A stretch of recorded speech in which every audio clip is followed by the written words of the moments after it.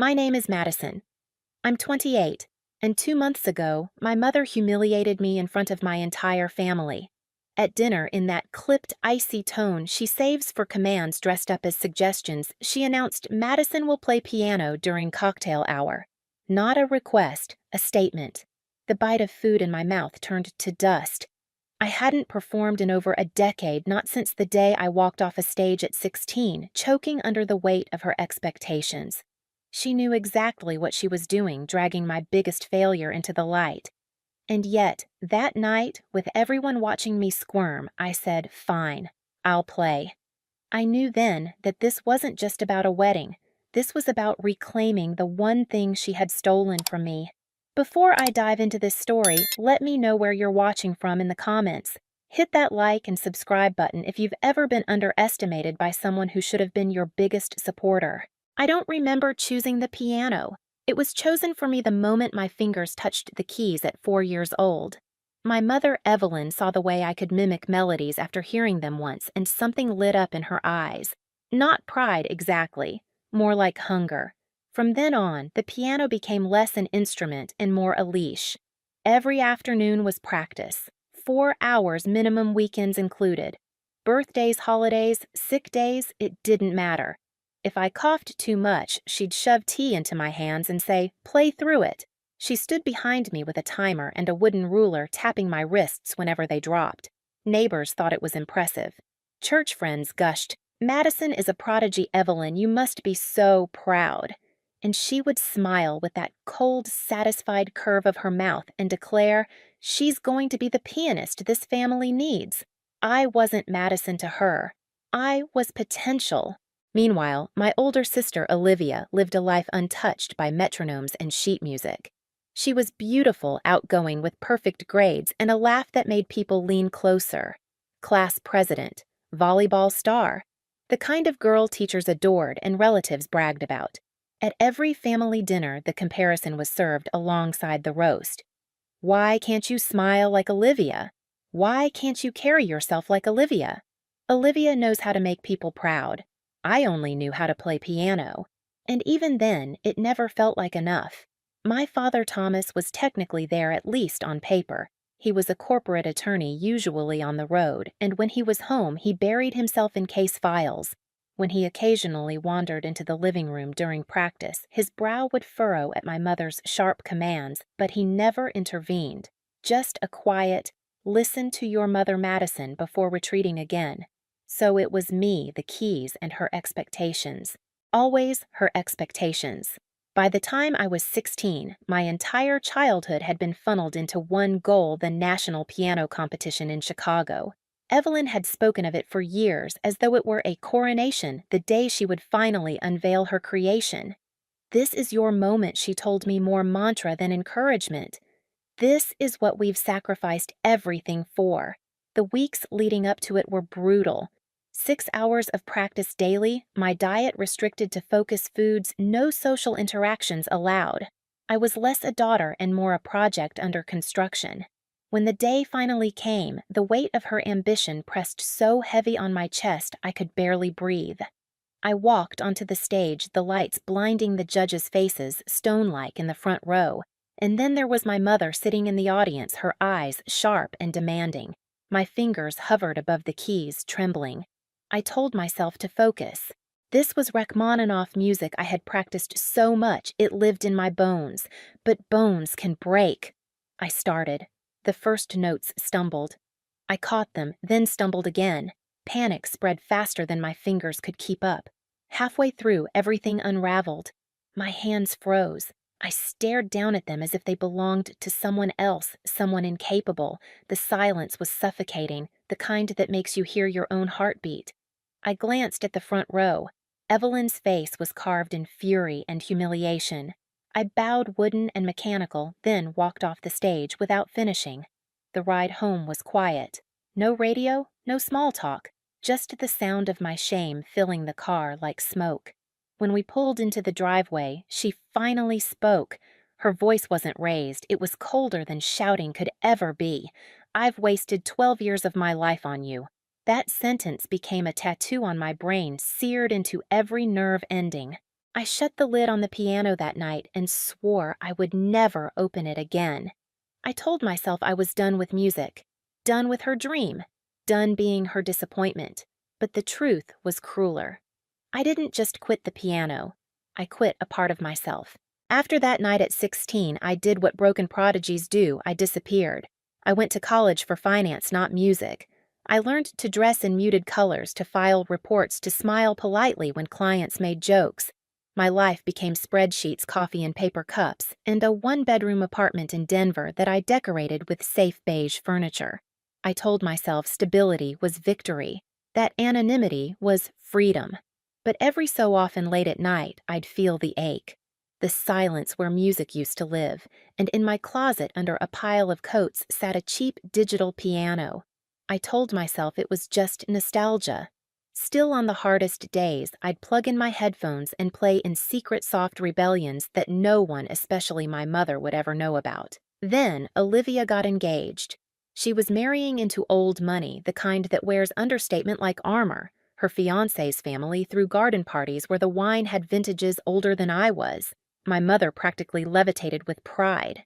"Can you imagine," she told anyone within earshot, "Olivia will be a Westbrook. She'll live in that beautiful neighborhood." At every dinner, the conversation was flowers, guest lists, linen colors. My contributions, work promotions, hard-earned independence were invisible. I'd learned long ago that my mother only applauded when you performed her script. The night it happened, we were gathered around the dining table, Olivia and her fiancé looking like a magazine, spread my father picking at his salad in practiced silence, and my mother presiding like a general. She flipped through her wedding planner binder, her smile thin and precise. "The quartet will play during the ceremony," she announced. "And for cocktail hour?" She looked directly at me. "Madison will provide the piano music." I nearly choked. "Excuse me, you'll play. It adds a personal touch and saves us the cost of hiring someone." My fork clattered onto my plate. "Mom, I haven't performed in over 10 years. That's not a good idea." "Nonsense." She waved her hand like I was being dramatic. "It's like riding a bike. Besides, it's just background music while people mingle. Nothing complicated. Background music." The words stung sharper than any insult. "I actually can't." I tried again, forcing my voice steady. "I'd embarrass everyone." Her eyes hardened. "After everything we invested in your lessons, the competitions, the tuition, you can't manage to play a few simple pieces for your sister's wedding. It's the least you can do." The table froze. My father stared at his coffee as though it had answers. Olivia shifted uncomfortably but said nothing. And then my mother delivered the dagger. "Unless, of course, you can't even do that much. Unless you're still too traumatized by your little failure to help your own family." There it was. She knew exactly where to press the old wound that never healed. To refuse would prove her right that I was weak, selfish, a disappointment. So I said the only thing I could, my voice hollow. "Fine, I'll play." Her smile was triumphant. "Wonderful. I'll send you a list of appropriate pieces. Nothing showy, just pleasant background music." I drove home with my hands gripping the wheel so tight my knuckles turned white. Rage, shame, humiliation boiling in the silence of the car. The next morning, her email arrived. An attachment: wedding selections. Approved. The list read like an elevator playlist. Simplified classics, saccharine ballads. At the bottom, a note: "Remember, this is Olivia's day. Please keep the music tasteful and unobtrusive." Unobtrusive. That word burned. For days, I considered backing out. I thought of feigning illness, inventing a work trip, but I knew the satisfaction Evelyn would get if I quit again. The smirk, the whispered, "See, she's still a failure." I couldn't give her that, so instead, I did something reckless. I pulled the digital piano out of my closet, dragged it into the living room, and sat down. The keys felt both foreign and familiar. My fingers stumbled at first, stiff from years of neglect. But then, they remembered. Slowly, awkwardly, like reconnecting with an old friend. I started with scales, then simple pieces. Hours slipped by. For the first time in years, I didn't feel numb. I felt alive. I opened her playlist again and almost laughed. It was insulting. That's what she thought of me now, bland, forgettable. So I shoved the list aside. Instead, I started sketching something of my own, a melody that had haunted me for years, hesitant notes that spoke of childhood, of pressure, of collapse. Then, darker chords, turbulent runs the chaos of breaking down. But not ending there. Rebuilding, rising. I called it Rise. Each night after work, I'd play until midnight shaping the piece. It wasn't just practice, it was exorcism. Every hour I poured into those keys felt like reclaiming ground I'd lost at 16. When I told my old friend Emily about it, she laughed in disbelief. "You're either the bravest or craziest person I know. But Madison? This isn't about revenge. This is about taking yourself back." Her words stuck. I wasn't practicing to impress my mother. I wasn't practicing to survive her anymore. For the first time in my life, I was practicing for me. And yet, the question lingered like a shadow. Would I have the courage to play it, to sit at that piano with her eyes on me and tell my story out loud through sound? The wedding was 3 weeks away, and every night as my fingers flew faster, the thought grew louder. What if this time I didn't choke? What if this time I rose? The morning of the wedding, Newport was dripping with sunlight too bright for the storm rolling in my chest. By the time I arrived at the estate, the grounds looked like a movie set, florists hustling, photographers snapping, staff carrying trays of champagne. My role had been assigned Play Disappear and Don't Interfere with my mother's masterpiece. The baby grand was tucked in the far corner of the glass terrace, half hidden behind an explosion of white roses. Perfect, I thought bitterly. She hadn't just given me a job, she'd given me a hiding place. Before the ceremony, Evelyn found me adjusting the bench. Her lipstick was flawless, her smile carved in porcelain. She leaned close. "Remember Madison. Nothing flashy, just ambiance. People are here to network, not to watch you." I nodded. On the outside, calm. On the inside, a storm beating against its cage. The ceremony itself passed without a hitch, Olivia radiant in her gown, vows exchanged beneath a floral arch, guests dabbing tears. I clapped, I smiled, but my pulse never slowed. I was counting down.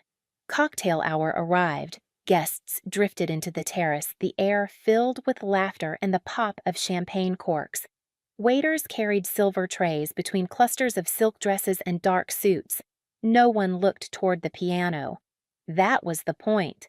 I sat down, inhaled, and let my fingers touch the keys. The first notes of a Chopin nocturne floated out gentle and unassuming. Just as expected. Just as ordered. People barely noticed. A man in a tux gestured with his glass. Women leaned close for gossip. The quartet's instruments were being packed up across the lawn. I was sound wallpaper, invisible.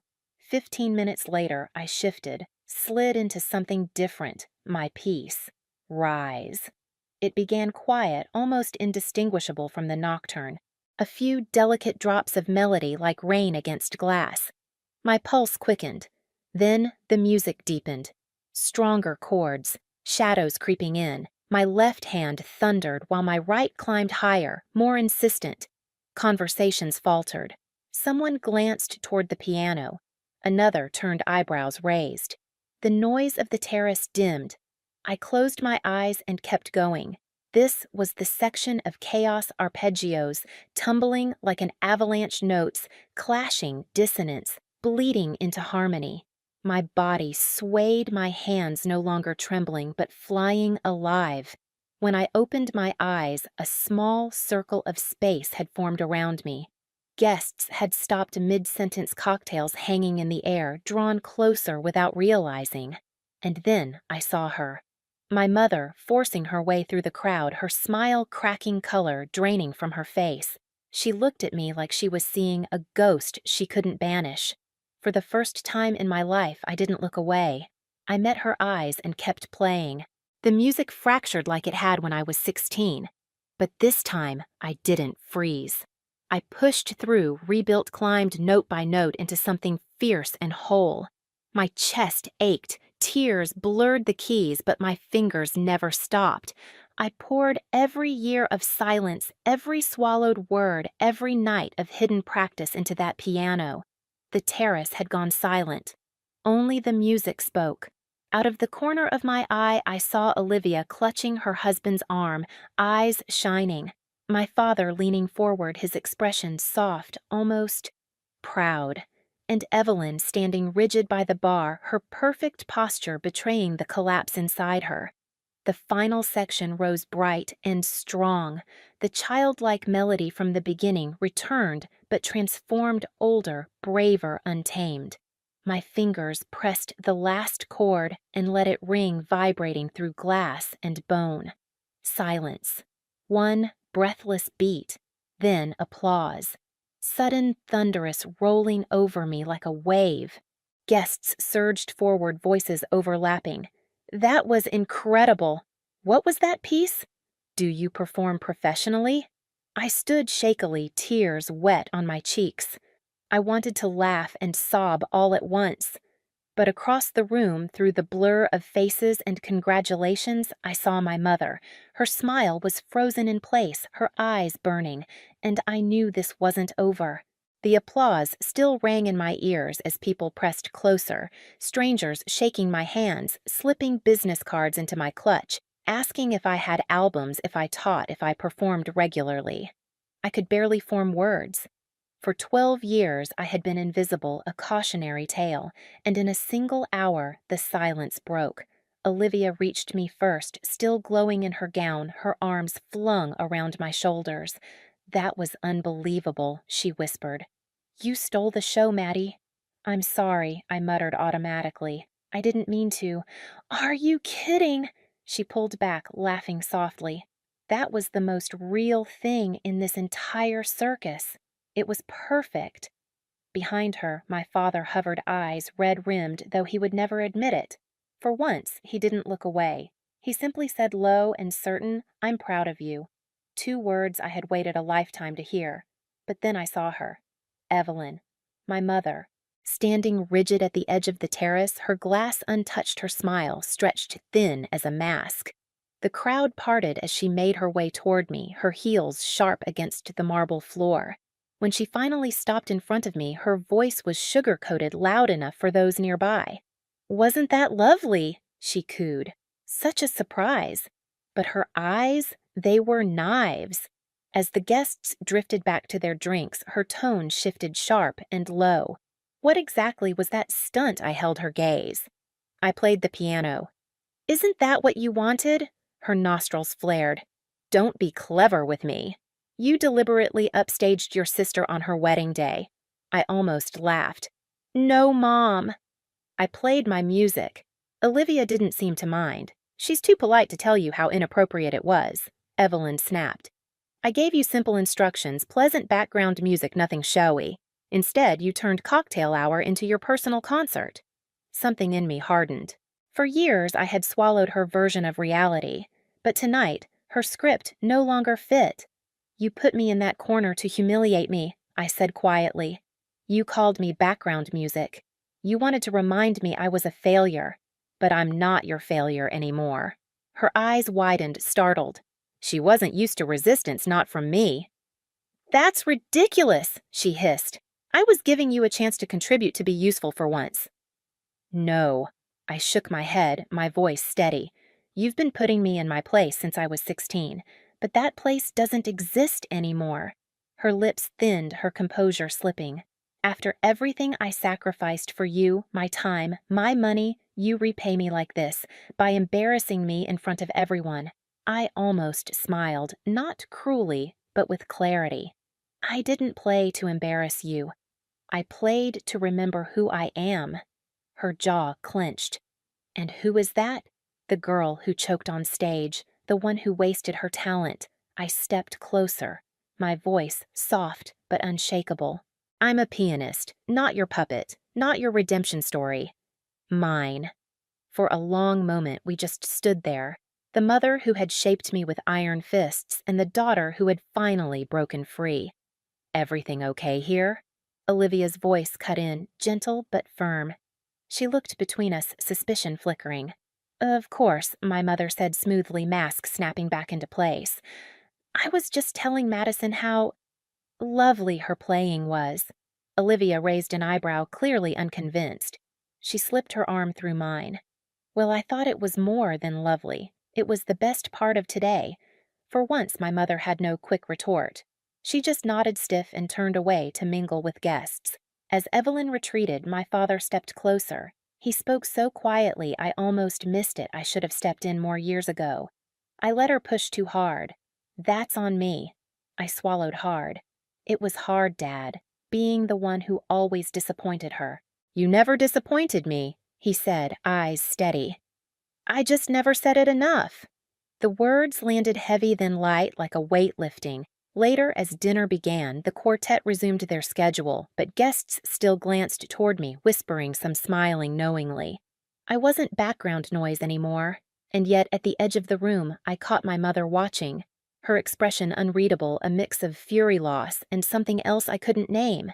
It struck me then tonight hadn't ended our war, but it had changed the battlefield forever. For the first time in my life, I wasn't fighting to prove her wrong. I was simply playing to prove myself right, and that I realized was enough. The reception blurred into a carousel of congratulations. Guests kept stopping me, asking about my music, telling me I should be on stage, not hidden in an office. My clutch filled with business cards faster than I could keep track. For the first time in years, I wasn't invisible. I wasn't Evelyn's disappointment. I was Madison, and people wanted to hear me. Still, even as I laughed with strangers and hugged my sister, I felt her eyes. My mother stayed at the edges, smile plastered on her body tight with unspoken fury. She didn't approach me again that night. She didn't have to. I already knew we were far from finished. In the weeks that followed, life felt different. My job at the finance firm seemed pale unreal compared to the hours I spent at the piano every night. I expanded on Rye's-sketched new melodies, felt my hands loosen my chest open. Playing was no longer survival. It was oxygen. Olivia called from her honeymoon. Waves and laughter in the background, her voice light. People are still talking about your performance. Patricia practically wants to hire you as her personal concert pianist. She laughed. Maddie, you were the highlight of my wedding. I'll never forget it. Her words softened something inside me. For so long I had seen her only as my mother's golden child, the yardstick I could never measure up to. But now, for the first time, I felt like her sister, not her shadow. 2 weeks later, I asked Evelyn to meet me for lunch. We picked a small cafe halfway between our houses, neutral ground. When I walked in, she was already seated, her hands folded too neatly on the table. You look well, she said stiffly after the waiter left. Thanks, I replied. I studied her across the table. She seemed smaller somehow, her edges less sharp. There was a long silence before she spoke again. Your father tells me you've been playing. I nodded. Every day. That piece you played. She hesitated, unusual for her. You wrote it yourself. Yes. I called it Rise. Her lips pressed together. It was impressive. Not what I expected. Coming from Evelyn, that was practically an outpouring of praise. I felt a weight lift, small but real. I leaned forward. I need to ask you something.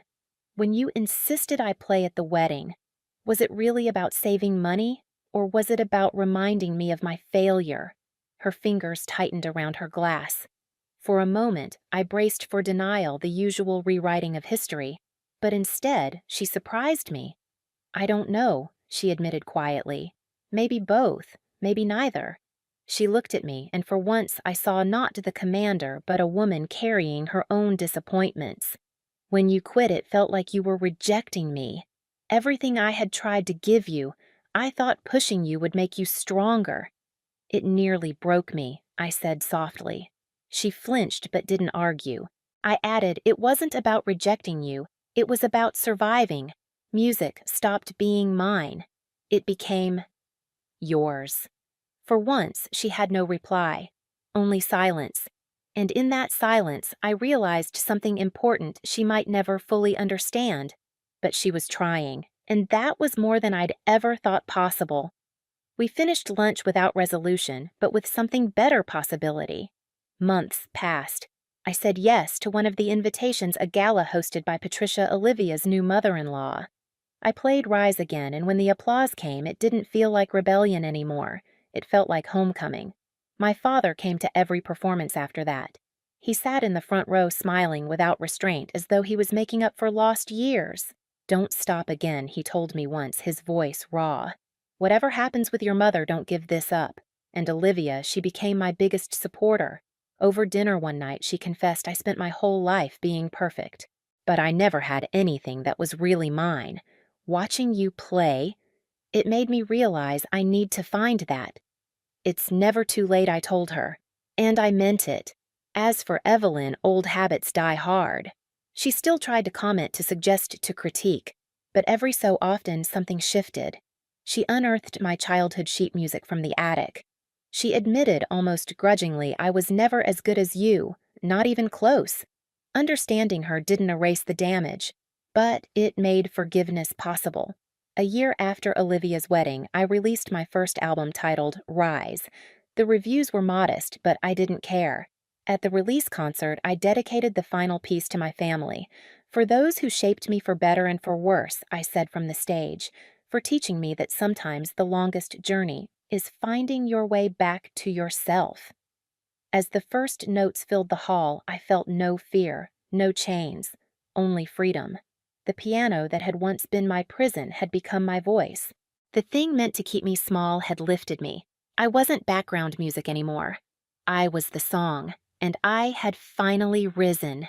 If you've ever had someone try to silence you or make you feel like background music in your own life, tell me your story in the comments. I'd love to read it. And if my journey resonated with you, hit like, subscribe, and share this video with someone who might need the reminder it's never too late to rise.